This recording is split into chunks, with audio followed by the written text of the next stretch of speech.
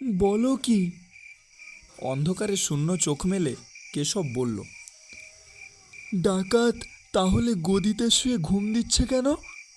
ও আগে থেকেই এখানে রয়েছে দলের লোকেদের দরজা খুলে দিতে। তুমি দেখো আমার কথা ঠিক হয় কি না।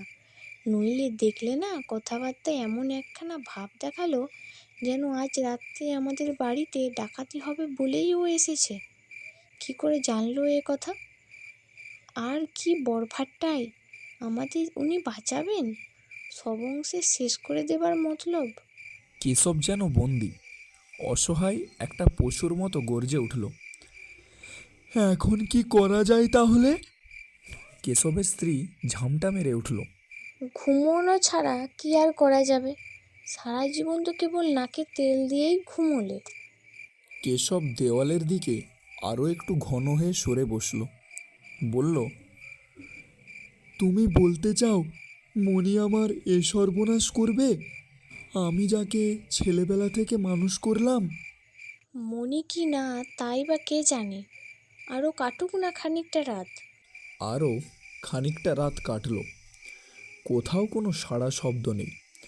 বাইরের ঘরটা ঘুমে একেবারে ডুবে গেছে।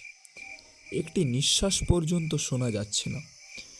দেওয়ালে পিঠ দিয়ে বসে থাকতে থাকতে কেশবের হালকা একটু তন্দ্রা এসেছিল। হঠাৎ তুমুল একটা গোলমালে তার হাড়ে হাড়ে ঠোকাঠুকি লেগে গেল।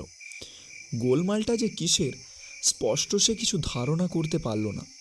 স্তম্ভিত হয়ে একতাল মাংসের মতো বসে রইল। মনে হলো মরবার আগের মুহূর্তে মানুষ বুঝি এমনই স্তব্ধ হয়ে যায়। তার গায়ে একটা ধাক্কা মেরে তার স্ত্রী বলল, শুনতে পাচ্ছ না? বাড়িতে ডাকাত পড়েছে। কেশব মূর্ছাহতের মতো বলল, কোথায়? গোলমালটা ঠিক আক্রমণের নয়, যেন পলায়মান কতকগুলি লোকের ভীত কাতর আর্তনাদ।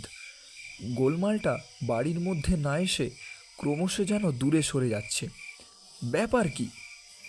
কেশব সাহস পেয়ে বলে উঠল, বন্দুক, আমার বন্দুক। বন্দুকের দরকার ছিল না। চিৎকারটা তখন রাস্তা ছেড়ে মাঠে পড়েছে। বাইরের ঘরে এসে কেশব জানালা খুলতে দেখল বৃষ্টির পর আকাশে তখন ঘোলাটে একটু জ্যোৎস্না ফুটেছে।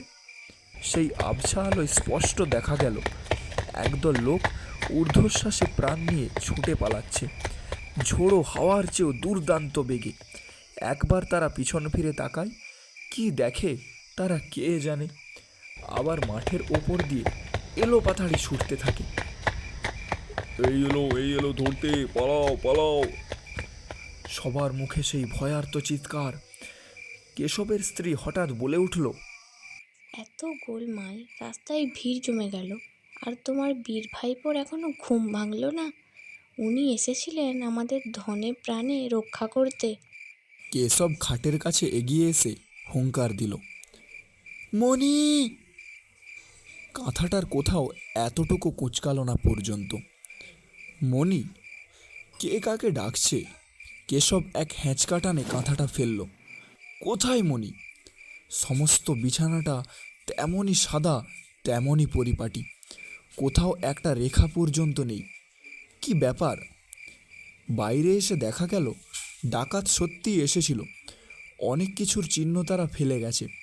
ছোরা, শাবল, মুখোশ, লোহার ছোট ছোট ডান্ডা, এমনকি এক পাটি জুতো। পালাবার তাড়ায় কারোরই কোনো দিশে ছিল না। কিন্তু মণি গেল কোথায়? কেশবের স্ত্রী হঠাৎ বলে উঠল, এই সামান্য ব্যাপারটা তুমি বুঝতে পারছো না? বিটের পুলিশ কোথাও এইদিকে টহল দিচ্ছিল হয়তো, তাই দেখে ডাকাতরা চোঁচা ছুটে পালিয়েছে। আর উনি তোমার মনি হচ্ছেন ডাকাতের দলের সর্দার। কি করে আর শুয়ে থাকেন বল? ওদের সঙ্গে উনিও দিলেন দৌড়। কেশব হতভম্ব হয়ে বলল, তাই হবে। তাই যদি না হবে তবে ও ফিরে আসতো না?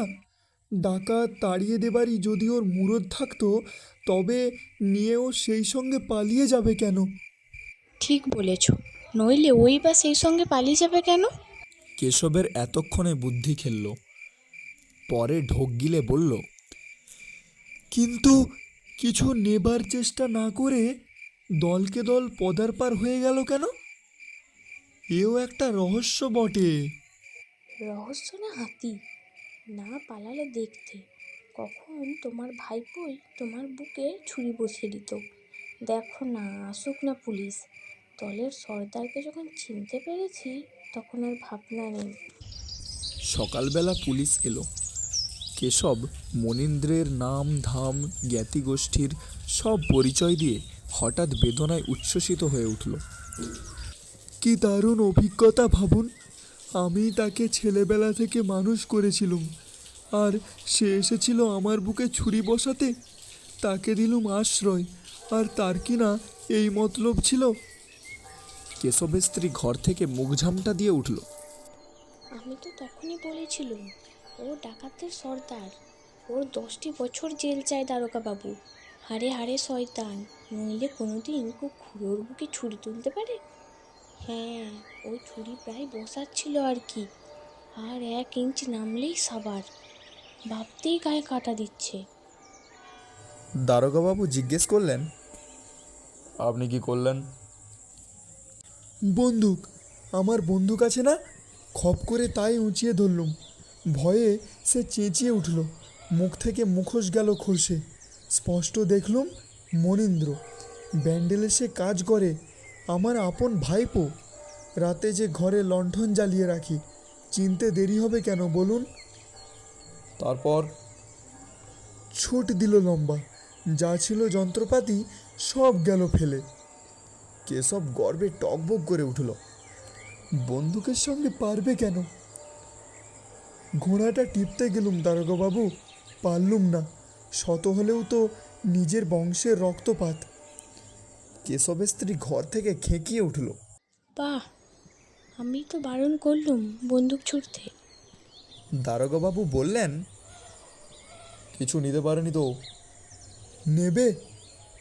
কেশব বুক চিতিয়ে দাঁড়ালো। নেক না, দেখি না তার কতখানি বুকের পাটা। দারোগাবাবু যন্ত্রপাতি সব কুড়িয়ে নিলেন থানায় জমা দেওয়ার জন্য। বললেন, ওদের সহজেই ধরে ফেলতে পারবো। অনেক কিছুর ক্লু পেয়ে গেলাম। এর আগে কোথাও একটা পায়ের দাগ পর্যন্ত আমরা পাইনি, অথচ বন্দুক কিন্তু সব বাড়িতেই ছিল।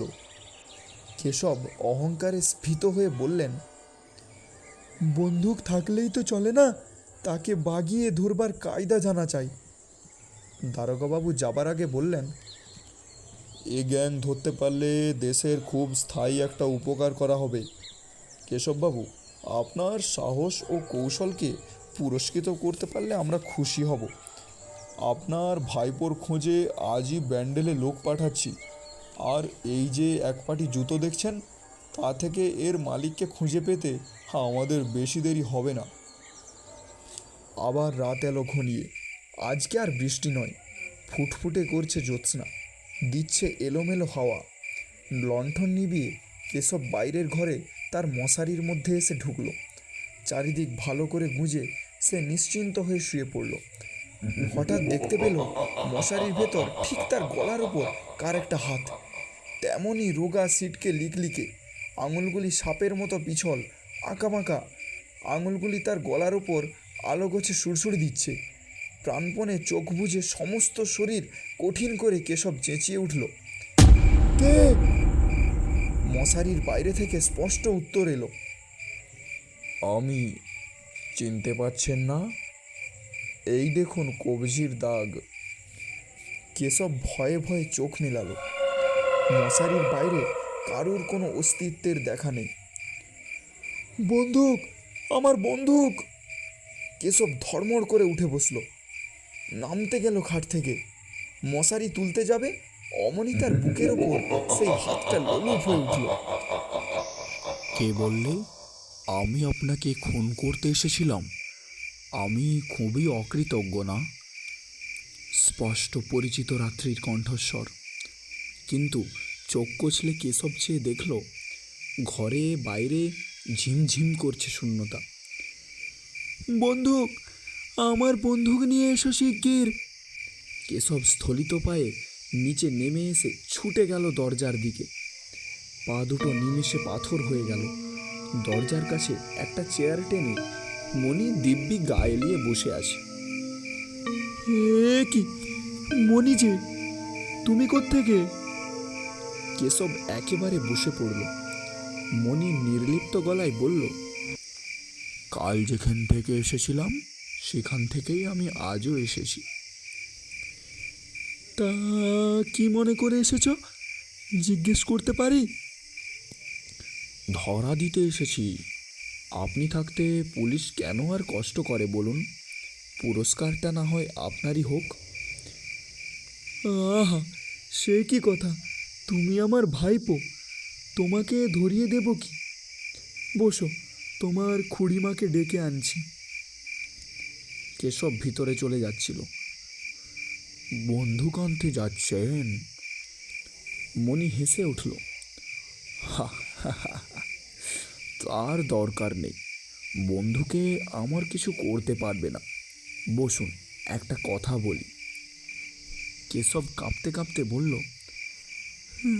কি? কাল আমি ডাকাতদের তাড়িয়ে দিয়েছিলাম।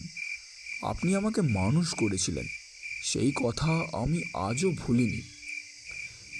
কিন্তু কি করে তাড়ালে? কেশব ভয়ে একেবারে ছাই হয়ে গেছে। আমি ম্যাজিক জানি। মণি তেমনি অনর্গল হেসে উঠল। সেই ম্যাজিক দেখাতেই তারা চম্পট দিল। দেখবেন সেই ম্যাজিক। দেয়ালের দিকে কেশব তার দৃষ্টিহীন শূন্য দুটো চক্ষু তুলে ধরল। হঠাৎ সমস্ত দেয়াল ছাদ বিদীর্ণ করে কেশবের গলা থেকে প্রবল একটা চিৎকার বেরোলো। মণি চেয়ার ছেড়ে উঠে দাঁড়িয়েছে। তার শরীরে এক ফোঁটাও মাংস নেই, শুধু হাড় কঙ্কালে ভর্তি। পা, হাত, দাঁত খুলি কিচ্ছু আর দেখা যাচ্ছে না। এক একটা করে তার মাংস গলে পড়ছে আর তার স্বর হয়ে আসছে অস্পষ্টতর। আমি আপনার এমন একটা উপকার করলুম আর আপনি দিলেন আমাকে এই অকৃতজ্ঞতার অপবাদ। ডাকুন খুড়িমাকে। দূর থেকে একটা হাসির আলোড়ন শোনা গেল। দেখে যান আমার এই টিংটিঙে দুর্বল দেহ কি ভয়ঙ্কর শক্তি ধরে। দেখে যান আমি সত্যি ডাকাত তাড়াতে পারি কিনা। হাওয়ায় সেই খণ্ড সাদা হাড়গুলি হাহাকার করে উঠল। শিগগিরই পুলিশ রিপোর্ট পাওয়া গেল অবিশ্বাসী। ফেলে যাওয়া নিদর্শনগুলি থেকে ডাকাত দল ধরা পড়েছে বটে, কিন্তু কোথায় তাদের সর্দার? মনীন্দ্রের খোঁজ পাওয়া গেল না। সে পলাতক, পৃথিবী থেকেই পলাতক। ব্যান্ডেল স্টেশন ছাড়িয়ে হঠাৎ এক রাত্রে লাইন পেরোতে ট্রেনে সে কাটা পড়েছে। কিন্তু তারা কি